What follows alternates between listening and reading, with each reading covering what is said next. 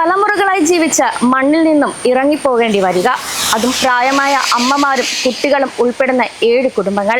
എറണാകുളം ജില്ലയിലെ മലയിടം തുരുത്ത് പര്യത്തുകാവ് ദളിത് കുടുംബങ്ങൾ ഇപ്പോൾ കടന്നുപോകുന്നത് അതിജീവനത്തിന്റെയും ആശങ്കയുടെയും നാളുകളിലൂടെയാണ്. കഴിഞ്ഞ 50 വർഷത്തിലേറെയായി നടക്കുന്ന നിയമ പോരാട്ടമാണ് ഇന്ന് ഇവിടെ എത്തിച്ചേർന്നിരിക്കുന്നത്. എന്നാൽ ഇനി വരും ദിവസങ്ങളിൽ ഹൈക്കോടതിയിൽ നിന്ന് ഉത്തരവ് വരാനിരിക്കെ ഇനി എന്ത് എന്ന ചോദ്യമാണ് ഇവർക്ക് മുന്നിൽ അവശേഷിച്ചിരിക്കുന്നത്.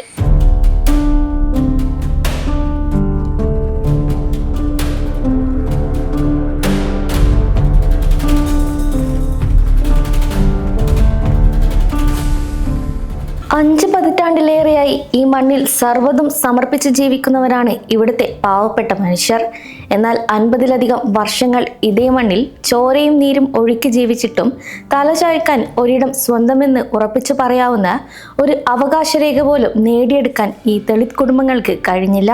സ്വന്തം മണ്ണിലുള്ള പൂർണ്ണമായ അവകാശം തെളിയിക്കാൻ ആവശ്യമായ നിയമപരമായ രേഖകളുടെ കുറവും അതിനെ തുടർന്ന് വർഷങ്ങളായി തുടരുന്ന കടുത്ത നിയമ പോരാട്ടങ്ങളുമാണ് ഇന്ന് 8 കുടുംബങ്ങളെയും സ്വന്തം പുരയിടത്തിൽ നിന്ന് പടിയിറക്കപ്പെടാൻ പോകുന്ന ഈ ഒരു കടുത്ത ദുരവസ്ഥയിലേക്ക് കൊണ്ടെത്തിച്ചിരിക്കുന്നത്. ഞാൻ ജനിക്കുന്നതിന് മുന്നേ നടന്ന കേസാണ്. അതായത് എൻ്റെ അച്ഛൻ്റെ തലമുറയ്ക്ക് മുന്നേ മുതൽ, അതായത് ടോട്ടൽ 5 വർഷം തലമുറ മുതൽ ഇവിടെ ജീവിച്ചു വരുന്നതാണ്.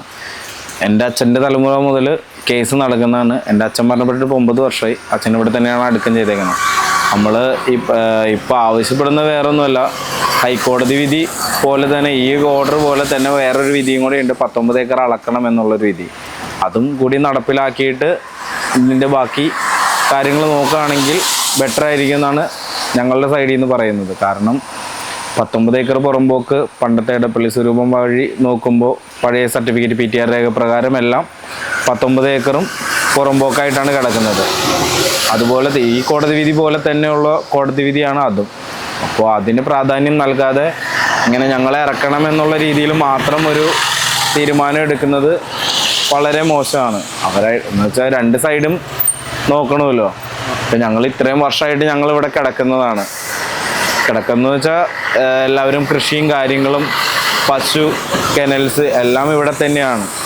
ഞങ്ങളെ ഇറക്കി വിട്ട് ഞങ്ങൾ അപ്പോൾ എവിടെ പോകാനാണ്? ഞങ്ങളുടെ സൈഡിൽ നിന്ന് വേറെ ഓപ്ഷൻ ഇല്ല.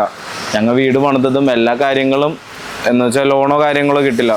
എല്ലാവരുടെയും കയ്യിൽ നിന്നുള്ള ഇൻകൗട്ടാണ് എല്ലാവരും വീട് പണിത് ഇങ്ങനെ എല്ലാം ചെയ്തിട്ടേക്കുന്നത്.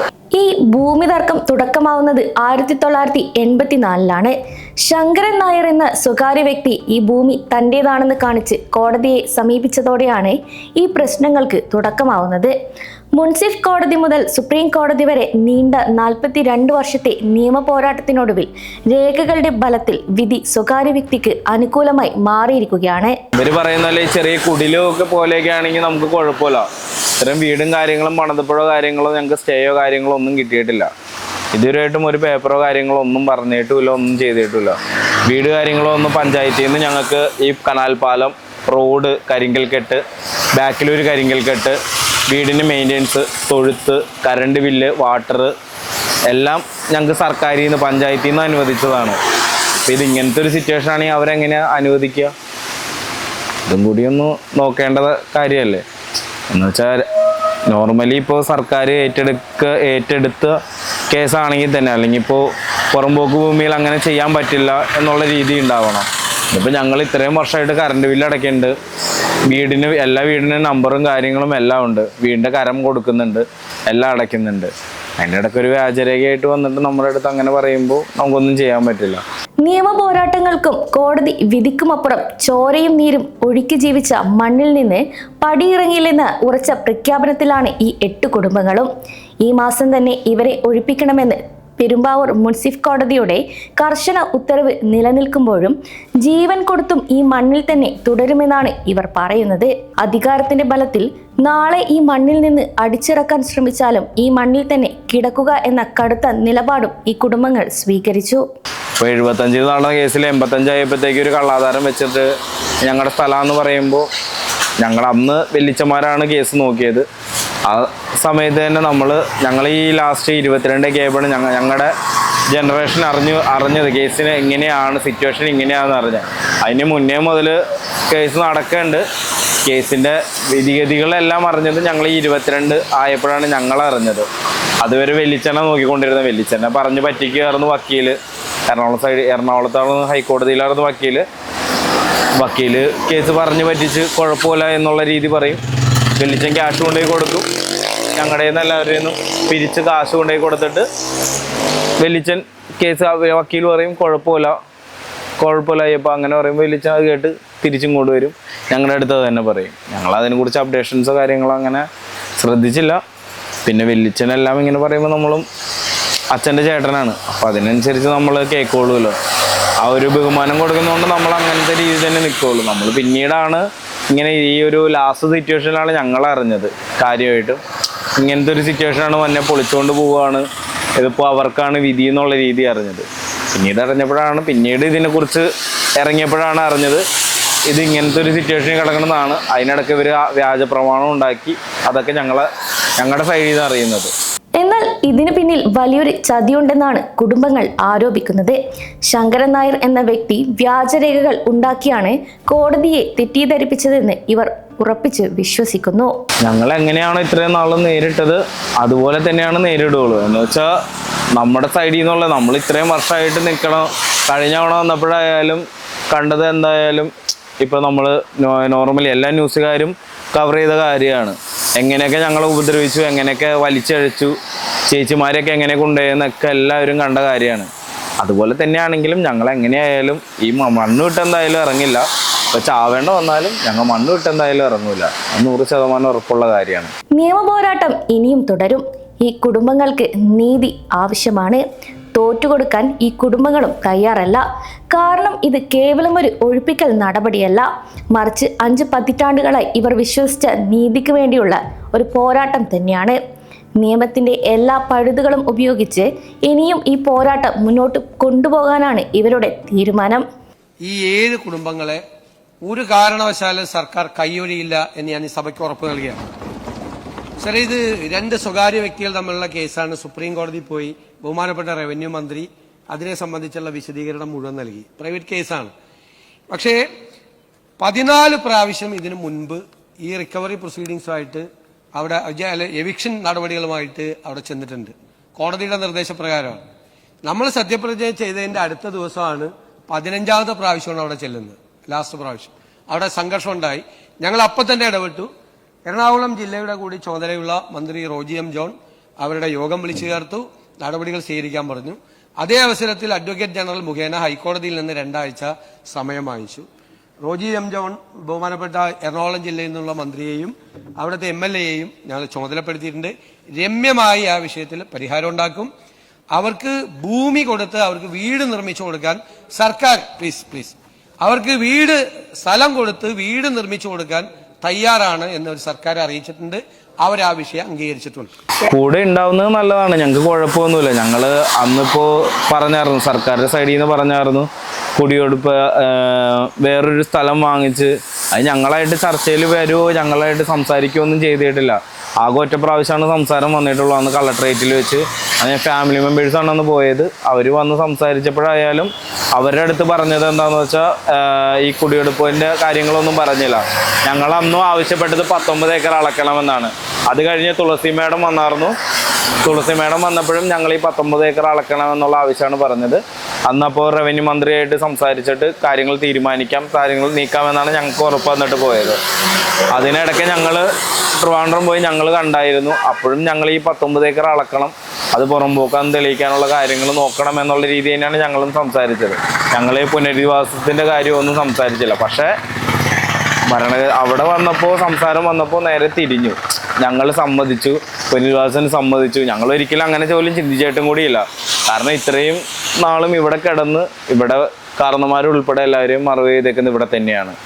അപ്പം നമുക്ക് ഇവിടെ നിന്ന് പുറത്തേക്ക് ഇറങ്ങാൻ നമുക്ക് വേറെ ഓപ്ഷൻ ഇല്ല, നമ്മൾ ഇറങ്ങില്ല എങ്ങനെയൊക്കെ വന്നാലും. നേരത്തെ ഈ ഒരു വിഷയത്തിൽ വലിയ സമരങ്ങൾ നടന്നപ്പോൾ ഒരു ഒത്തുതീർപ്പ് ചർച്ചയ്ക്ക് ഭൂവുടമകൾ തയ്യാറായിരുന്നു. അന്ന് കുറച്ചു ഭൂമി ഈ കുടുംബങ്ങൾക്ക് നൽകാമെന്ന് ഉടമകൾ പറഞ്ഞിരുന്നുവെങ്കിലും അന്നത്തെ സമര നേതാക്കൾ അത് വാങ്ങിയില്ല എന്നാണ് പറയുന്നത്. എന്നാൽ ഈ തീരുമാനം കുടുംബങ്ങളുമായി സംസാരിച്ചിരുന്നില്ല. കൂടാതെ ഇന്ന് ഈ ഭൂമിയുടെ നിലവിലെ ഉടമകൾ വിട്ടു നൽകാനും തയ്യാറായിരുന്നില്ല. എന്നാൽ വർഷങ്ങൾ കഴിഞ്ഞു.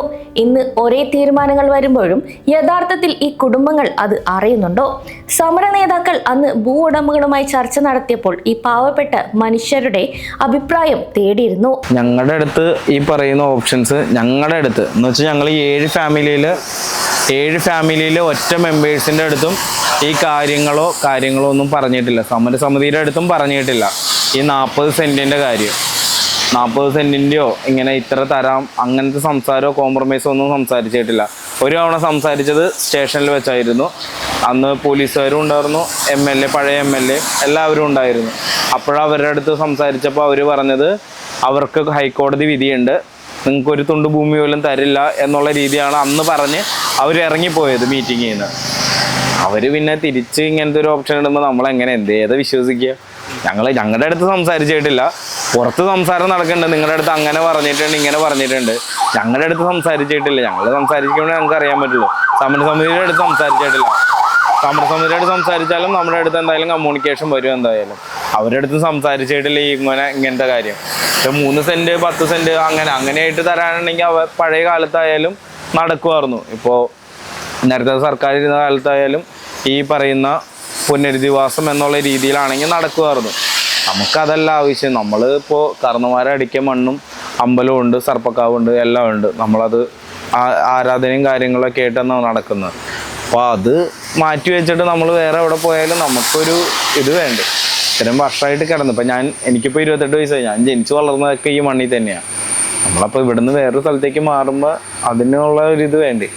അങ്ങനെ പറ്റില്ല. അതുകൊണ്ട് തന്നെയാണ് നമ്മളിവിടെ എന്തൊക്കെ വന്നാലും ഇവിടെ തന്നെ നിൽക്കുള്ളൂ എന്നുള്ള തീരുമാനം എടുത്തേക്കുന്നത്. അതുപോലെ തന്നെ ഒരു ഹൈക്കോടതി ഉത്തരവ് തന്നെയാണ് ഈ 19 ഏക്കർ അളക്കുക എന്നുള്ളത്. ഇപ്പം ഇത്ര ഫാമിലീനെ മാത്രം ഒഴിപ്പിച്ച് വിടുക എന്നുള്ളൊരു താല്പര്യം കാണിക്കുന്നത് തന്നെ ഇപ്പം നിങ്ങൾക്ക് നോക്കിയാൽ തന്നെ കാണാം. ഹൈവേ ആണ്, റോഡ് ഫ്രണ്ടേജ് ആണ്. അപ്പോൾ അതിനനുസരിച്ച് സ്ഥലത്തിന് മൂല്യം കൂടുമ്പോൾ ആൾക്കാർക്ക് താല്പര്യം കൂടും. ഒഴിപ്പിച്ച് കിട്ടിയാൽ അടുത്ത ഒരു ഓപ്ഷൻ അവർ എന്തെങ്കിലും വെക്കും. അവർക്ക് അങ്ങനെ ഒരു ഓപ്ഷൻ ഉണ്ട്. ഞങ്ങൾക്ക് കിടപ്പാടാണ്, ജീവിതമാർഗ്ഗമാണ്. ഞങ്ങൾ വേറെ എവിടെയെങ്കിലും പോയി കഴിഞ്ഞാലും ഇനിയിപ്പോൾ ഒരു വീട് വെച്ച് അങ്ങനെയൊക്കെ മാറുമ്പോഴായാലും നമുക്ക് സാമ്പത്തികമായിട്ട് ബാക്കപ്പോ കാര്യങ്ങളൊന്നുമില്ല. നമ്മളെല്ലാം ഇതിൽ നിന്ന് തന്നെ ഉണ്ടാക്കി അങ്ങനെ ഡെയിലി വേജസിന് എല്ലാവരും പണിയെടുക്കുന്നത്. അപ്പോൾ അങ്ങനെ വരുമ്പോൾ നമുക്ക് ഈ ഓപ്ഷൻ നമുക്ക് ഒരിക്കലും അക്സെപ്റ്റ് ചെയ്യാൻ പറ്റില്ല. ഹൈക്കോടതി വിധി എന്തായാലും തന്നെ നമുക്ക് 19 ഏക്കർ അളന്ന് പുറമ്പോക്ക് തിട്ടപ്പെടുത്തുക എന്നുള്ളൊരു തീരുമാനം തന്നെയാണ് നമുക്ക് പറയാനുള്ളത്. കാരണം അല്ലെങ്കിൽ നമുക്ക് നമ്മുടെ വീടും കാര്യങ്ങളും പൊളിച്ചിട്ട് നമ്മൾ പുറത്തുനിന്ന് നോക്കിയിട്ട് ആ ഒരു ഓപ്ഷൻ വേണ്ടല്ലോ. നമുക്ക് അതിൻ്റെ ആവശ്യമില്ല. പെരുമ്പാവൂർ മുനിസിപ്പൽ കോടതിയുടെ ഉത്തരവിന് പിന്നാലെ ഇനി ഹൈക്കോടതിയുടെ ഭാഗത്ത് നിന്ന് എന്ത് നിലപാടുണ്ടാകും എന്നതിനെ ആശ്രയിച്ചാണ് ഈ കുടുംബങ്ങളുടെ ഭാവി നിലനിൽക്കുന്നത്. എന്നാൽ നേരത്തെ സുപ്രീം കോടതിയിൽ വരെ രേഖകളുടെ ബലത്തിൽ സ്വകാര്യ വ്യക്തിക്ക് അനുകൂലമായി വിധി നൽകിയ ചരിത്രം ഈ കുടുംബങ്ങൾക്ക് മുന്നിലുണ്ട്. അതുകൊണ്ട് തന്നെ ഇനി വരാൻ പോകുന്ന ഹൈക്കോടതി ഉത്തരവും ഇവർക്ക് എതിരായി മാറുമോ എന്ന വലിയൊരു ഭീതി ഇവരെ വല്ലാതെ വേട്ടയാടുന്നുമുണ്ട്. ഈ കുടുംബങ്ങൾക്ക് ഇത് വെറുമൊരു മണ്ണല്ല, ഒരു ആയുസ്സിന്റെ മുഴുവൻ അടയാളപ്പെടുത്തലാണ്. ഇതാണ് അവരുടെ ലോകം. രാപ്പകലില്ലാതെ കഷ്ടപ്പെട്ട് കെട്ടിപ്പടുത്ത ഈ കൊച്ചു വീടുകളും കൃഷിയിടങ്ങളും നഷ്ടപ്പെടുമെന്ന ഭീതി ഒരു വശത്ത് വേട്ടയാടുമ്പോൾ അതിലുമേറെ ഇവരെ സങ്കടപ്പെടുത്തുന്നത് മറ്റൊരു കാര്യമാണ്. തലമുറകളായി അവരെ കാത്തുരക്ഷിക്കുന്ന ഈ മണ്ണിലെ ദൈവങ്ങൾ. അതിനാൽ ഈ മണ്ണിൽ അടിയുറച്ചുപോയ ഒന്നാണ് ഇവിടുത്തെ മനുഷ്യരും അവരുടെ ദൈവങ്ങളും തമ്മിലുള്ള ബന്ധം. തലമുറകൾക്ക് മുന്നേ ഈ മണ്ണിലേക്ക് ഇവരുടെ കാരണന്മാർ ഉള്ള കാലം മുതലേ ഈ മണ്ണിനും കുടുംബങ്ങൾക്കും കാവൽ നിൽക്കുന്ന ശക്തികളാണെന്ന് വിശ്വസിക്കുന്നു. അതിനാൽ ഈ കുടുംബങ്ങൾ അവർ ആരാധിക്കുന്ന ദൈവങ്ങളെ ആരുടെ കയ്യിലാണ് ഏൽപ്പിക്കുക? ഇവിടെ കടലാസ് രേഖകൾ സ്വകാര്യ വ്യക്തിക്ക് അനുകൂലമാണെങ്കിലും ഈ മണ്ണിൽ ജീവിക്കുന്ന ഈ കുടുംബങ്ങളുടെ മാനുഷികമായ വശം കാണാതെ പോകരുത്. ഇത് വെറുമൊരു മണ്ണിന് വേണ്ടിയുള്ള തർക്കമല്ല, ഒരു കൂട്ടം മനുഷ്യരുടെ ജീവിക്കാനുള്ള പോരാട്ടമാണ്. കാലങ്ങളായി ജീവിച്ച ഈ ഒരു മണ്ണിൽ നിന്ന് ഒരു കൂട്ടം മനുഷ്യരെ ഇറക്കിവിടുക എന്നത് അംഗീകരിക്കാൻ കഴിയാത്ത ഒരു കാര്യമാണ്. എന്നാൽ കഴിയൊഴിയില്ല എന്ന് നിയമസഭയിൽ മുഖ്യമന്ത്രി പറഞ്ഞ ഒരു പ്രതീക്ഷയിലാണ് ഈ ഒരു പാവപ്പെട്ട കുടുംബം ഇന്നും കഴിഞ്ഞു പോകുന്നത്.